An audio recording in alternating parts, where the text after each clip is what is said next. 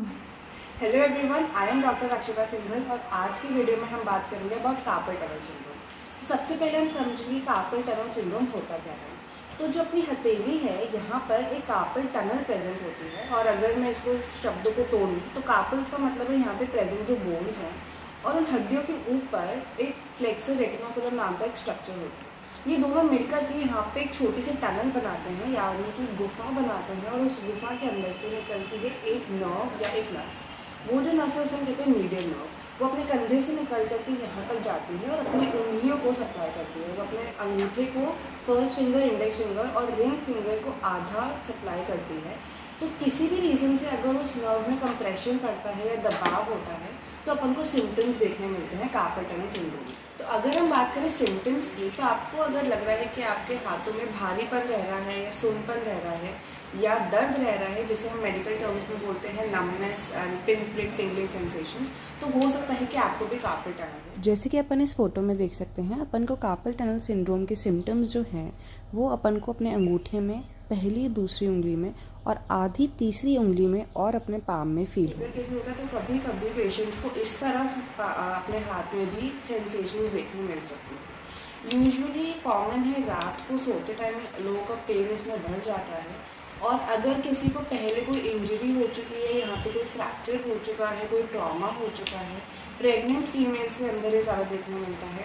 इसके अलावा किसी को डायबिटीज़ है या थायराइड की प्रॉब्लम है तो भी हमें more commonly carpal tunnel syndrome देखने मिलता है। अब मैं आपको बताऊंगी एक बहुत ही ईजी सा डायग्नोस्टिक टेस्ट जो कि हम फिजियोथेरेपिस्ट यूज़ करते हैं टू फाइंड आउट कि किसी पेशेंट को कार्पल टनल सिंड्रोम है कि नहीं। इसके अंदर आपको क्या करना है, आपको बस आराम से अपने दोनों हाथों को ऐसे रखना है 1 से 2 मिनट तक, जितना मैक्सिमम आप इसे होल्ड कर पाए ऐसे करना है।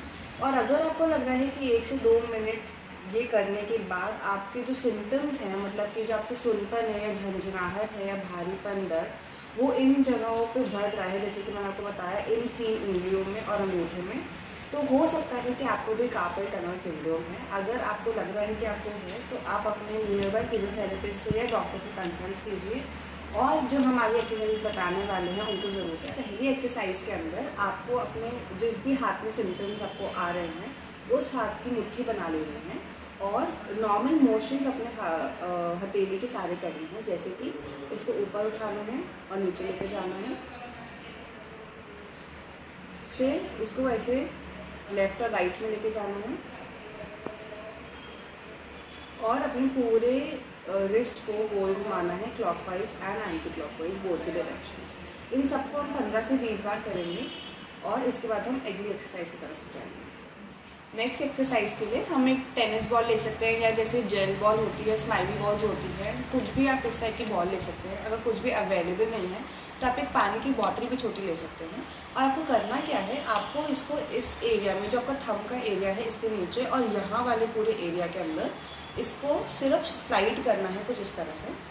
तो हल्का सा प्रेशर हम अपने हाथ से लगाएंगे बॉल की तरफ और इसको आप ऐसे रोल करेंगे। ये काफ़ी रिलैक्सिंग होती है फॉर दी हैंड्स और आपको इससे हो सकता है कि बहुत जल्दी से रिलीफ मिल जाए आपके सिम्टम्स में। इसको 15 से 20 बार ऐसे रोल करना है, ज़्यादा प्रेशर नहीं लगाना है कि वो पेनफुल हो। नेक्स्ट स्ट्रेच करेंगे हमें, उसमें आपको क्या करना है, दीवार के सहारे हमें खड़े होना है। आपको आपकी जो फिंगर्स है वो नीचे की तरफ पॉइंट करनी चाहिए और जो पाम है, मतलब जो हथेली है, वो पूरी दीवार पे टच होनी चाहिए। इसको हम ऐसे रखेंगे, मेरी उंगलियां भी टच हो रही हैं, मेरा पाम भी पूरा टच हो रहा है और मेरी उंगलियां नीचे की तरफ पॉइंट कर रही हैं। उसके बाद हमें सीधे हो जाना है और अपनी गर्दन को लेफ़्ट लेके जाना है, मतलब कि ऑपोजिट साइड। अगर मेरा राइट हैंड है तो मैं अपने नेक को लेफ़्ट साइड में लेके जाऊँगी और वापस सीधी करूँगी, कुछ ऐसे। इसे मैं होल्ड करूँगी 3-4 सेकेंड और वापस ले आऊँगी। इसको हम रिपीट करेंगे 10 से 15 बार और आपको रियलाइज़ होगा कि आपके पूरे एरिया में यहाँ एक पूरा स्ट्रेच फील। नेक्स्ट एक्सरसाइज के लिए आपको अपने हाथों को कुछ इस तरह से रखना है। इसमें हमें क्या करना है, ये देखना है कि यहाँ पे भी एक 90 डिग्री बने, मतलब कि ये और ये के बीच का जो एंगल है वो 90 डिग्री होना चाहिए और इसी तरह से यहाँ और इस हाथ के बीच का भी जो एंगल है 90 डिग्री होना चाहिए, कुछ ऐसी एक पोजीशन बननी चाहिए। अपना जो ये पाम है वो भी सीधा होना चाहिए और इसके बाद आपको सिर्फ अपनी उंगलियों को ऐसे बंद करना है और खोलना है। इसको भी हम 20 से 30 बार करेंगे। देखने में एक्सरसाइज बहुत ईजी लगती है बट रिसर्चेस से पता चला है कि इससे जो आपकी मीडियन नर्व है उसमें बहुत अच्छा स्ट्रेच है। तो लास्ट एक्सरसाइज में हमें अपने फिंगर्स का थोड़ा सा मूवमेंट करना है। इसको थोड़ा ध्यान से देखेंगे हम। सबसे पहले अपन को अपने हाथ को ऐसे रखना है, सीधा हम खोलेंगे अपने सारे फिंगर्स और सारी फिंगर्स अटैच्ड है मेरी। इसके बाद हम इसको करेंगे कुछ ऐसे, सारी फिंगर्स को हम फ्लेक्स कर लेंगे, मतलब कि मोड़ लेंगे। उसके बाद हम इसको होल्ड करेंगे 3-4 सेकंड के लिए, फिर हम जाएंगे इस पोजीशन में, फिर हम इसको होल्ड करेंगे 3-4 सेकंड के लिए।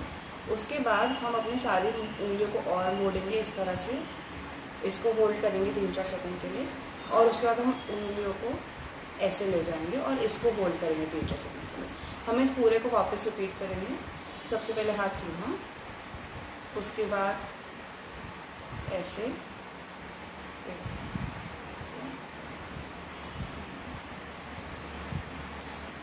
इस पूरे को हम रिपीट करेंगे 15 से 20 बार। ओके गाइज, आज की वीडियो के लिए बस इतना ही। अगर आपको भी वीडियो पसंद आए तो do like, comment, share and subscribe to our YouTube channel. Thank you.